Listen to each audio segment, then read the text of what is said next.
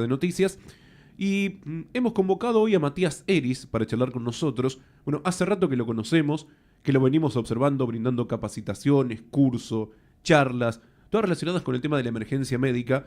Y mi cabeza en el día de ayer dijo, ¿por qué no lo invitas a Matías de una buena vez? ¿Sí? Porque hace rato que teníamos ganas de charlar con él, recién se lo decía fuera del aire y ahora se lo digo al aire también. Bueno, por unas cosas, por otras no, al final no le caía el mensajito hasta el día de ayer. También un poco motivado por estas segundas jornadas de emergencias médicas que se realizaron en el Centro Universitario de Chivilcoy el martes pasado. ¿Cómo estás, Matías? Buen día, gracias por venir ante todo. Buen día, muchas gracias por la invitación. La verdad que una linda sorpresa, una grata sorpresa. Bueno, a ver, la primera pregunta que te quiero, yo sé que es muy general lo que te voy a preguntar, pero bueno, ¿qué es la emergencia médica? ¿No? Porque hemos escuchado un montón, en algunas ocasiones hemos charlado contigo por ahí justamente después de estar en una emergencia médica. Pero ¿qué es la emergencia? ¿Qué abarca la emergencia médica? Es un concepto bastante amplio. Este concepto es un concepto nuevo, dinámico. Siempre cuando uno intenta explicarle al alumno qué es una emergencia, toma la imagen de un submarino saliendo del mar. Es una situación que toma por sorpresa, que puede ser el individuo y que va a ser una situación agresiva para sí, que puede tener una injuria que puede ser permanente o que puede ser momentánea. Entonces uno tiene que actuar de forma rápida. Entonces la imagen del submarino lo que nos dice es que literalmente dentro de las patologías tenemos el shock que toma por sorpresa a la persona y por eso esto de la emergencia tenemos un tiempo para actuar para poder salvaguardar la vida de la persona. Claro, o sea, el tiempo es muy valioso, ¿no? Es fundamental. De hecho, el tiempo cronometrado que nosotros tenemos es de 1 hora y será tan valioso que le decimos la hora de oro. La hora de oro, La famosa hora de oro. Así la denominan. Y dentro de la emergencia se pueden encontrar un montón de posibilidades, ¿no? Sí, tal cual. De hecho, tenemos clasificaciones de las variaciones de las emergencias que tenemos, ¿no? Como puede ser con productos peligrosos, con quemaduras, con choques eléctricos, así que tenemos varios tipos de emergencia. Preguntarte también, ¿no? La información. ¿Cuán importante es la información que se recibe antes de ir a trabajar en la emergencia? Todo, porque yo ahí, ¿no?, me das el pie para destacar que la emergencia siempre se representa como una cadena, ¿no? Una cadena extensa donde nadie es más importante que nadie. Es la realidad, ¿no? Yo siempre digo lo mismo, capaz que suene un poco a cliché, pero sin mi compañero no voy a ningún lado, si él no me cuida no voy a ningún lado.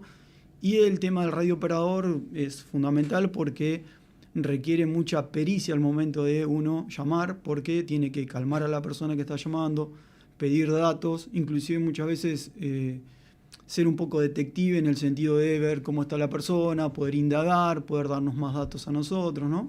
Así que eso se vuelve un tema fundamental. Sí, bueno, te encontrás en el lugar con personas que te pueden dar más información y te encontrás seguramente en el lugar con personas que no pueden aportarte más información. Se llama informante de baja calidad o de alta calidad o informante de jerarquía. También les debe pasar de ser convocados y a veces encontrarse con el panorama ahí en vivo y en directo, ¿no? Y resolver ahí en el lugar. Tal cual, por eso la importancia del radiooperador en el sentido que uno puede ir preparado mentalmente y eso también ahorra tiempo, ¿no? Y puede bajar con los equipos. Por eso uno a la población le pide ser lo más. A veces las preguntas son pesadas, tenemos un protocolo donde uno ya está saliendo mientras le van pasando información. Por eso usamos sistemas de comunicación de radio que nos van actualizando información a medida que el radiooperador va obteniéndola. La verdad que a veces no trascienden estas noticias, porque recién lo estábamos charlando un poco en la tanda y siempre trasciende por ahí la mala noticia o la que genera más impacto, pero acá en Chivilcoy se han salvado muchas vidas. Sí, porque la realidad es que muchas veces es la pequeña intervención temprana hace un gran resultado al final. Entonces, muchas veces hay patologías que por ahí pasan más solapadas o subyacen mucho en el número general y en realidad es más trascendente el primer auxilio que uno realiza ahí en el instante que por ahí en otras patologías que no se ve tanto el resultado. ¿A quiénes se capacita dentro de la emergencia? A todos. En realidad todo aquel que tenga injerencia en lo que es la emergencia recibe capacitación porque no sabe cuándo puede llegar a entrar en emergencia. Volvemos al ejemplo, ¿no?, del submarino, ¿no? Uno no sabe en qué momento puede llegar a aparecer ni en qué lugar. Claro. O sea, así que hay que estar preparado para todo, ¿no? Es la ventaja. Hay, digamos, al momento de la atención médica, Matías, siempre hablando de la emergencia, ¿no? Digo, ¿alguna más complicada que otra? ¿Tienen como un nivel, alguna escala, algo? ¿Cómo lo...? No.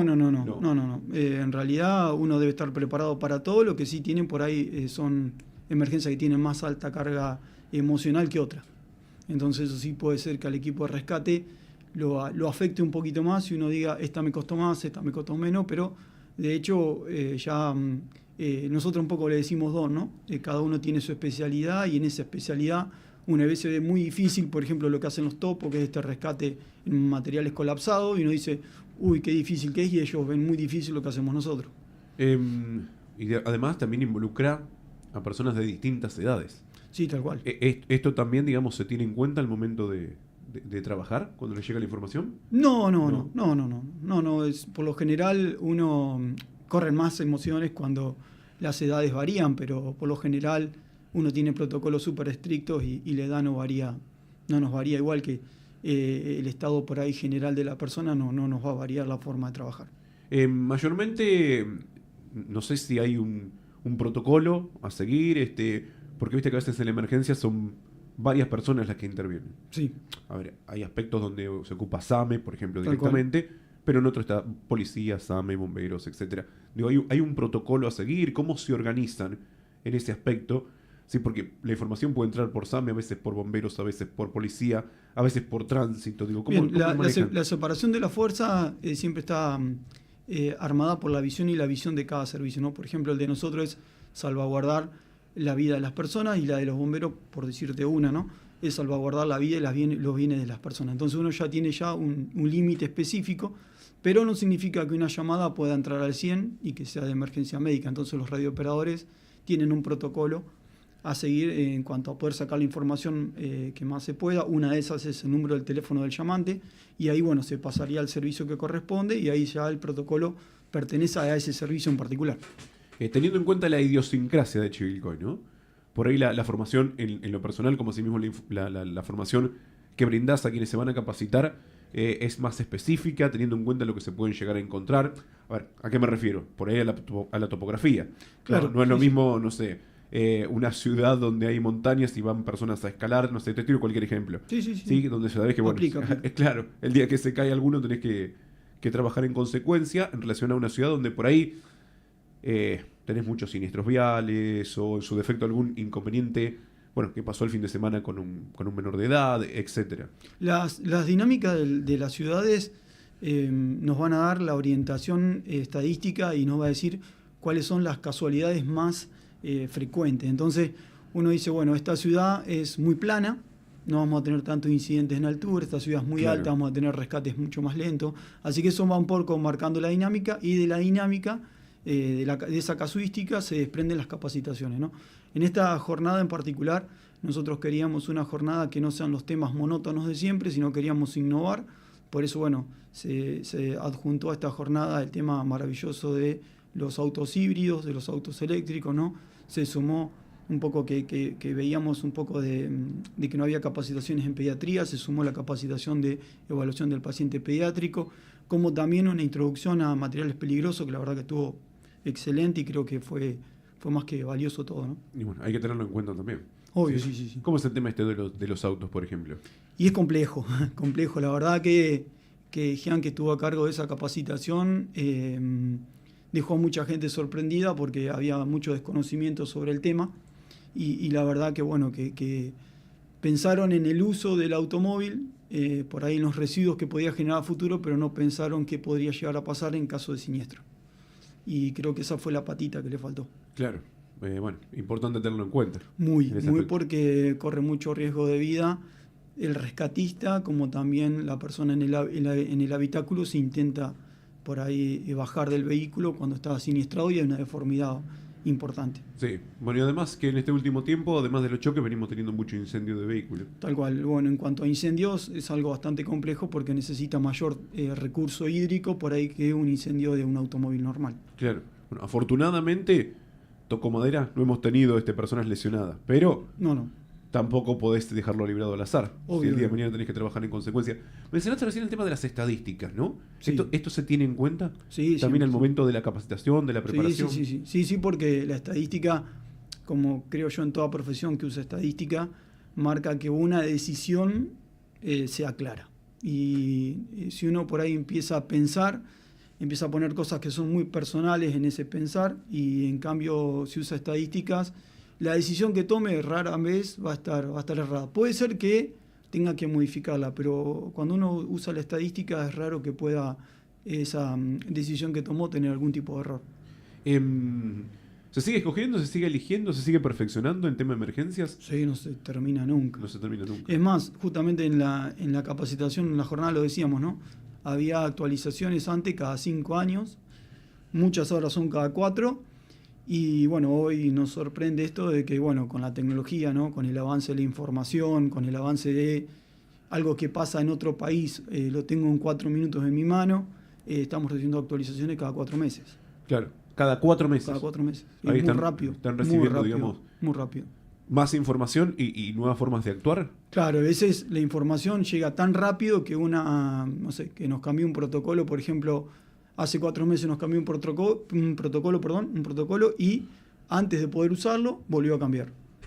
Te iba a preguntar en cuanto a alumnos, estudiantes. Sí. ¿Se siguen formando en lo que es emergencias? Sí. Porque yo lo veo como un área de la medicina, la perspectiva del otro lado del mostrador, es nada que ver con lo que por ahí pasa después en la realidad. Es como digo, tenés que laburar en esto, ¿viste? Sí, no, claro, eso es como todos, ¿no? Que yo creo que te tiene que gustar. Yo creo que en el final de la jornada... Acá no lo podés hacer por una cuestión, digamos que, viste que en otras carreras la podés seguir por una cuestión comercial, monetaria, decir, bueno, el día de mañana cuando me reciba tal cosa. Claro, no.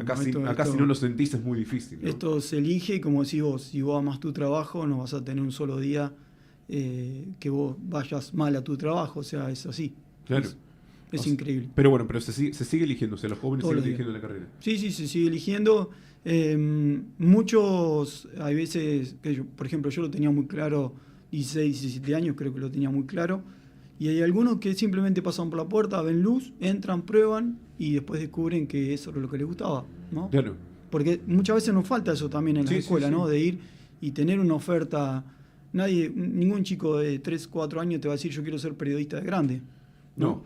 Entonces, claro, pasa eso que vos decís, bueno, algo le pasó en su vida que vio la muestra y dijo, esto es por acá. Sí, por Creo supuesto. que eso nos falta, ¿no? Ir a las escuelas para dar una mayor oferta al estudiante para que pueda ver lo que hay. Acercarle también la práctica. Exacto. Bueno, porque en las escuelas, bueno, se hablaba, digamos, por ahí más orientado al tema de la educación vial, pero recuerdo cuando era joven, sí que en alguna oportunidad, esporádicamente, ¿no?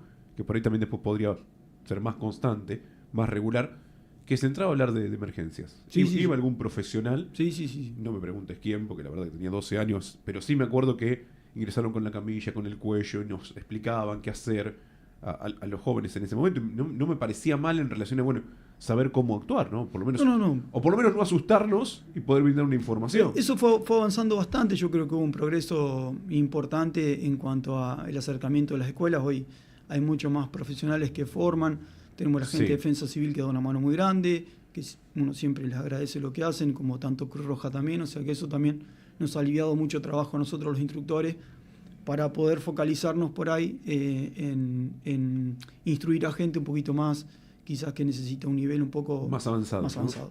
Eso te iba a consultar. ¿Cómo es el tema del voluntariado?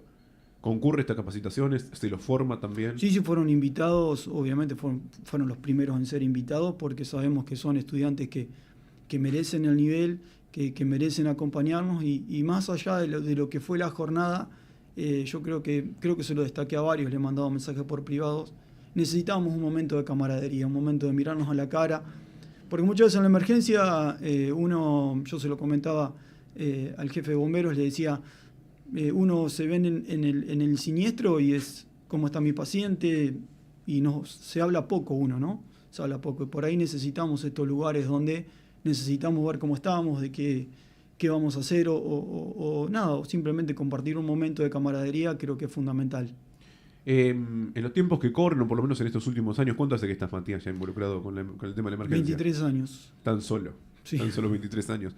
Y en estos 23 años, sí, amén de lo que recién decías de la evolución por ahí tecnológica, de la irrupción tecnológica, pero digo, ¿se fue complejizando trabajar en emergencias? Muchísimo. Quizás porque fueron cambiando los estilos de vida, vivimos como más rápido, más acelerados. O sea, las exigencias al principio, yo vi una evolución que hasta el día de hoy la vemos, ¿no? Una evolución donde uno va a diferentes puntos del país y hoy en día Chivilcoy tiene cierto nivel de tecnología y no necesita alejarse mucho, 300, 400 kilómetros o hacer 1000 kilómetros, y todavía tenemos camillas con varas de palo y lona. Claro. Entonces uno puede ver la evolución de la emergencia en todo su espectro, ¿no? Por eso también es importante para los alumnos que recorran la historia para saber de dónde venimos y a dónde vamos, ¿no? Así que ha cambiado muchísimo, se ha complejizado, exige mucho ya más de nosotros, ¿no? Una rapidez de respuesta mental muy rápida, donde, vuelvo a decir, como cada segundo cuenta, debe estar protocolizado para evitar que tu cerebro se distraiga y pierda tiempo. Sí, sí, sí. Además te preguntaba si también, digamos, el cambio en nuestras formas de vida también lo ha complejizado. Sí, en lo ese complejizó, aspecto, sí, obvio. Hoy tenemos una ruta que tenía un promedio de 80 kilómetros por hora, cargada con 3 autos por hora. Hoy tenemos, no sé, creo que 100 autos por hora, 100 autos en 5 minutos, eso es una locura. Hoy Sí. las rutas están muy cargadas de vehículos, con lo cual aumenta el riesgo, aumenta el peligro. Siguen siendo el mismo ancho cuando los vehículos ya tienen el doble de ancho que lo anterior, entonces achica mucho la brecha y eso indirectamente nos toca a nosotros para tener mejores tácticas de trabajo. No, no, por supuesto, sí. La verdad que, bueno, hoy se avanzó mucho también. Claro Claro. que es la automotriz, se corre más rápido. Se va más El auto rápido, va más rápido. el vehículo se deforma más, salva más vidas, pero tenemos mucho más muertes que antes porque tenemos más cantidad de autos. Sí, lamentablemente sí. Además, te impacta ver los choques, ¿no? Cómo quedan los vehículos. Sí. A veces, afortunadamente, no pasa nada. A veces sí. A veces sí.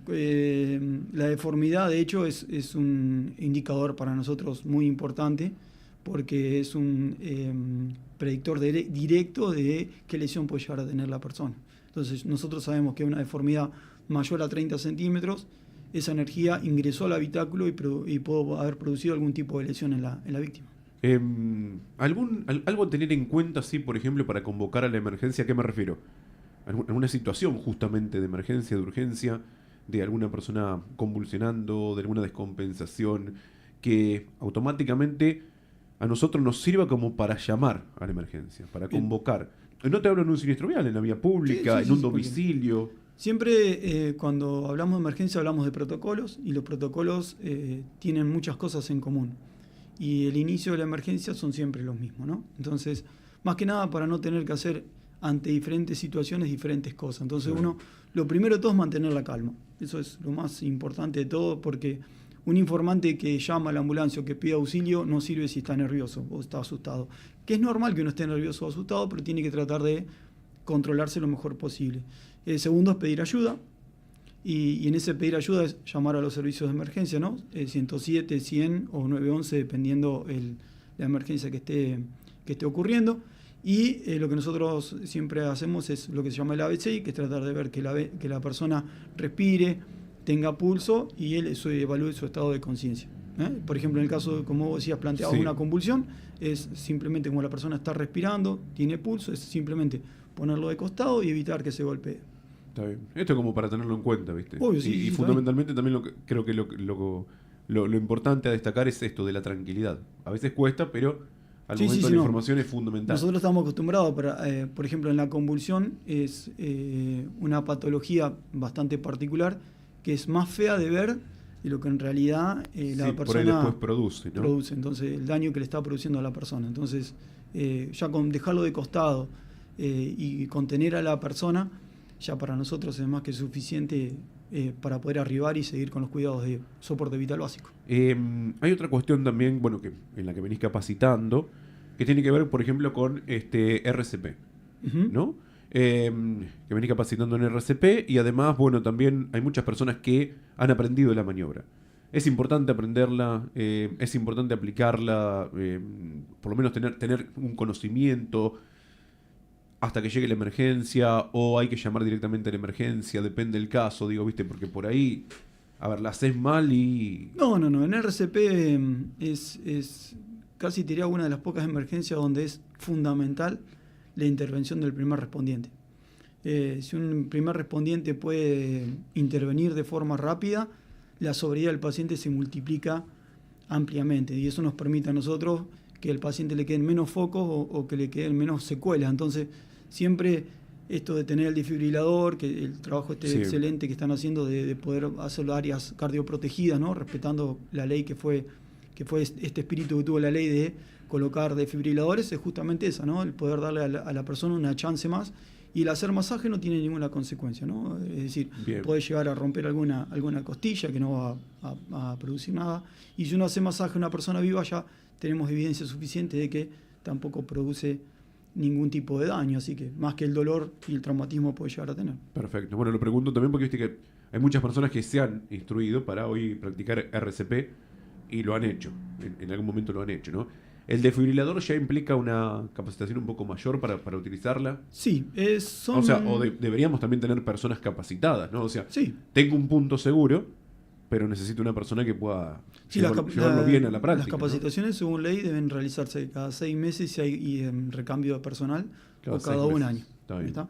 Por ejemplo, si es un lugar de trabajo donde se genera mucho recambio de personal, es decir, personas que se van, personas que vienen, eso debe hacerse cada 6 meses. Y si no, si es un plantel estable, como por ahí podría ser el tuyo, debería hacerse cada un año, ¿no? Pero hacerlo. Sí. Es muy intuitivo, la verdad que el desfibrilador, gracias también a una intervención del personal de emergencia y de estudios estadísticos, se ha hecho muy seguro porque antes de salir el prototipo inicial se fue puliendo, ¿no? Se decía, pusimos 3 botones, la gente se confunde, listo, pongamos 1. Era muy pesado, hagámoslo más liviano. Entonces, creo que en ese sentido creo que es uno de los elementos de emergencia mejor preparados para el usuario LEGO. Sí.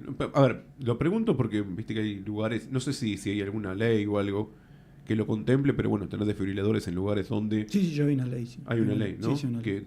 O lugares masivos, de concurrencia masiva. Sí. No hablo espectáculos, hablo, no sé, un banco, ya una está escuela, lo que se te ocurra. Y también tener personas capacitadas para manejar el DEA o en su defecto para practicar RCP en estos lugares, ¿no? Que me parece muy interesante. También te iba a consultar, Matías, un poco con respecto a la tarea, digamos, de la formación. También pasa un poco por la cabeza, lo psicológico, de cómo trabajar ahí en la emergencia. Y como recién decías, vos no perder el protocolo, saber lo que vas a hacer, mantener el temple aunque te encuentres con una situación compleja, porque en definitiva son complicadas, ¿no? También desde lo emocional. Que en ese momento lo emocional no le gane, digamos, al... Voy a robar una frase que no es mía, es de mi compañero, que aplica, por lo menos que me aplicó mucho a mí en la vida, que es, yo tengo mis títulos, mi formación, no la hice para demostrar los títulos o mostrar la chapa, como se dice por lo general, ¿no? La hice porque soy curioso.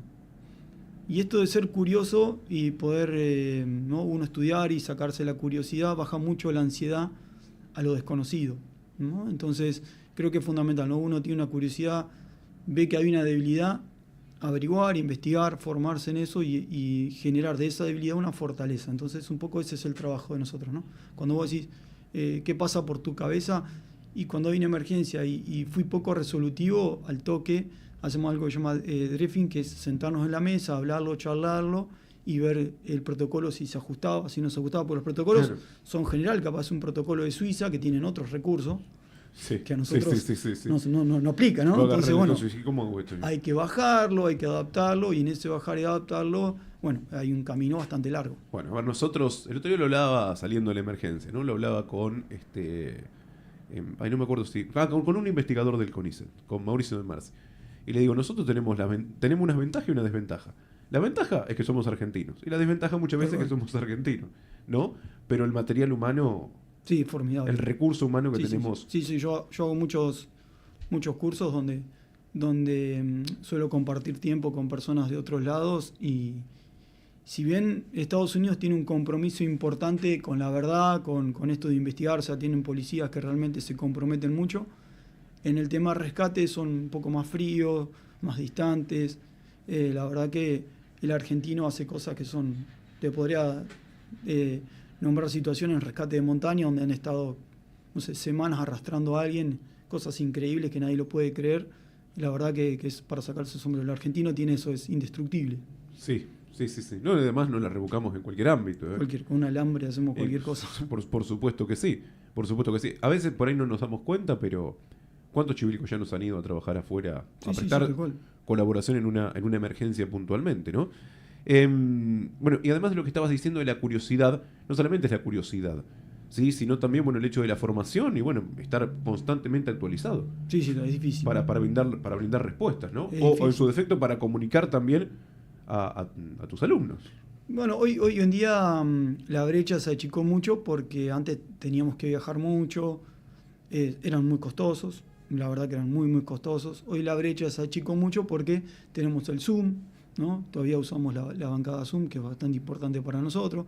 Inclusive tenemos los Zoom asincrónicos, ¿no? Donde uno puede seguir aprendiendo a través de Zoom, que inclusive puede estar de guardia con un auricular puesto y está escuchando Claro. cambios de protocolo que se están dando en otro país, ¿no? Y que se dieron hace una semana atrás y que uno no podría estar en ese momento por la franja horaria. Seguramente esa jornada fue a las 4 de la mañana, hora argentina, y uno puede estar escuchando, no sé, en su casa cómodo, tomando mate, capaz que a las 12 del día, un domingo. Hablaste de la guardia recién.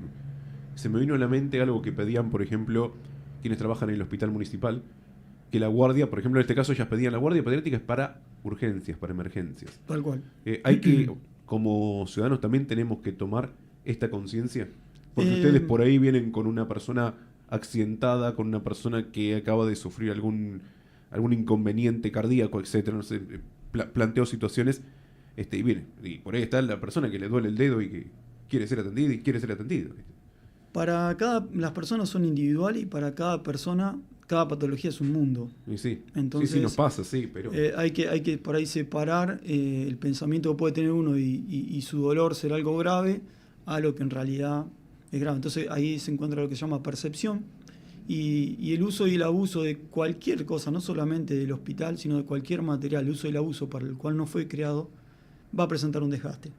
Entonces si uno tiene un abuso sobre una guardia de un hospital, el desgaste se va a producir y va a empezar a aparecer aumento en los errores, en el riesgo de error. Entonces por eso uno le pide al ciudadano que pueda ser óptimo el uso de ese recurso, ya que es importantísimo usarlo como corresponde, ¿no? Entonces uno también entiende que tiene que formar al ciudadano, el ciudadano no tiene por qué saber qué es una emergencia o qué es una urgencia, sino que también tiene que salir a decir, bueno, estos parámetros que muy bien lo hizo Pediatría, largando comunicados, largando WhatsApp, creo que ese trabajo lo hizo excelentemente, donde bueno, le puso, ¿no?, al ciudadano la información como para que él pueda desgrimir si estaba en una emergencia o en una urgencia. No, por supuesto que sí.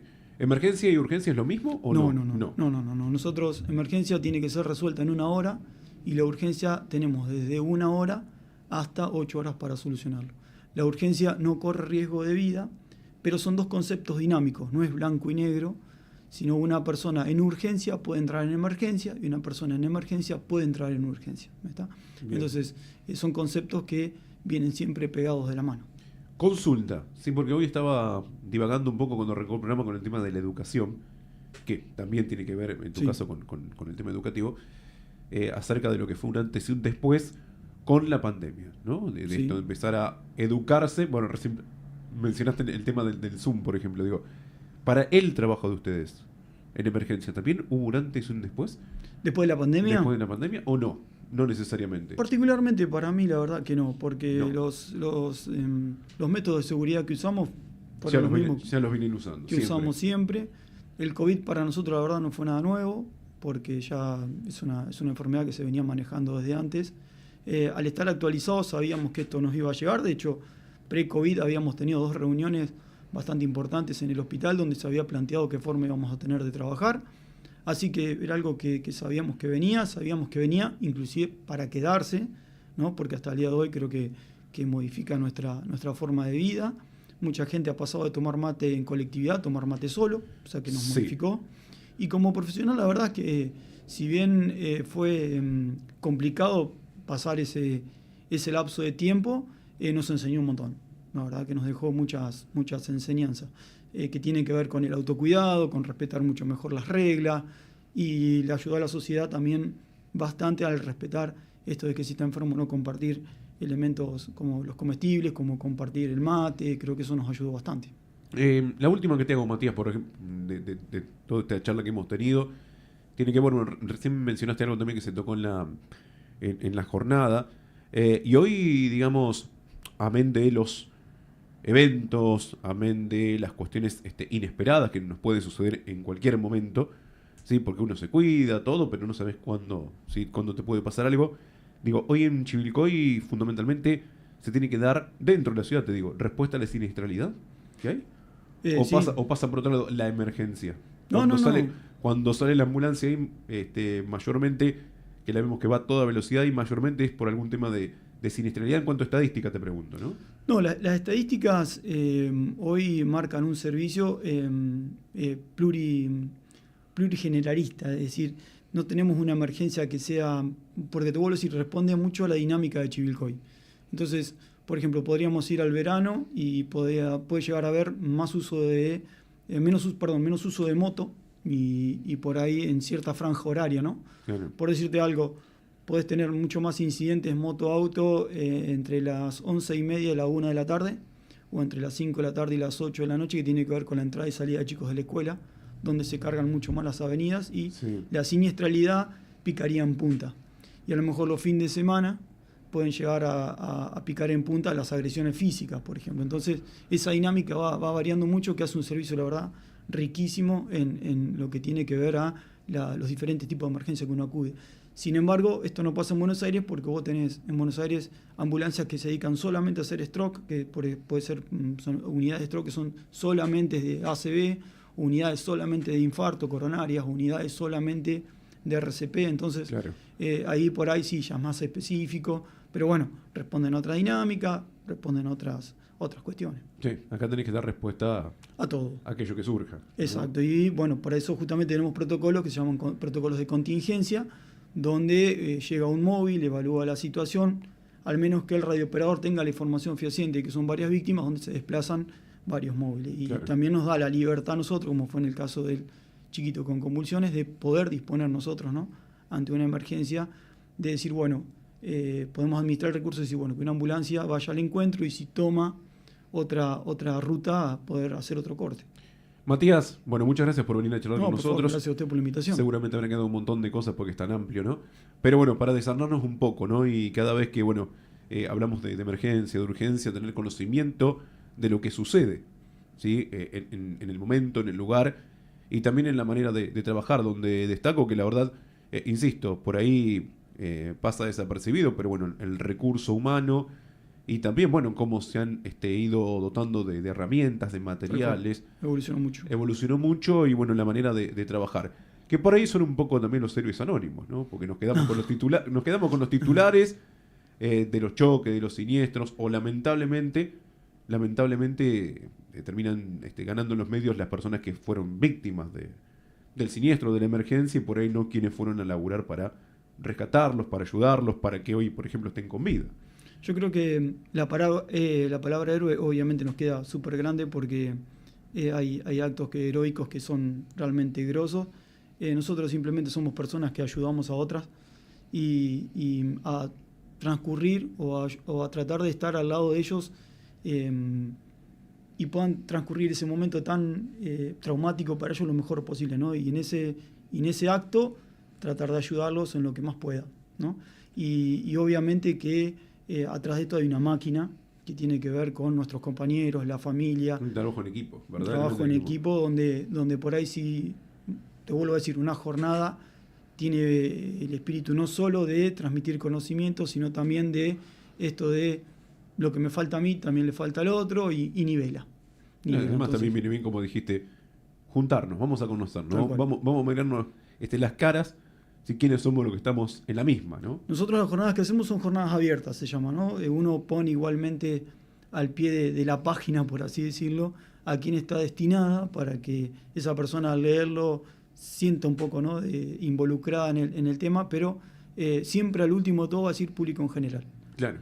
Porque justamente para captar, por ahí alguien pasó, le interesó, o simplemente para que conozca lo que realiza nuestro servicio. Por eso te agradezco la invitación, porque también un poco de visibilizar, ¿no?, lo que uno hace, para lo que está preparado y que entienda que Chivilcoy tiene un equipo bastante acomodado en esto, bastante lindo, bastante hermoso para laburar.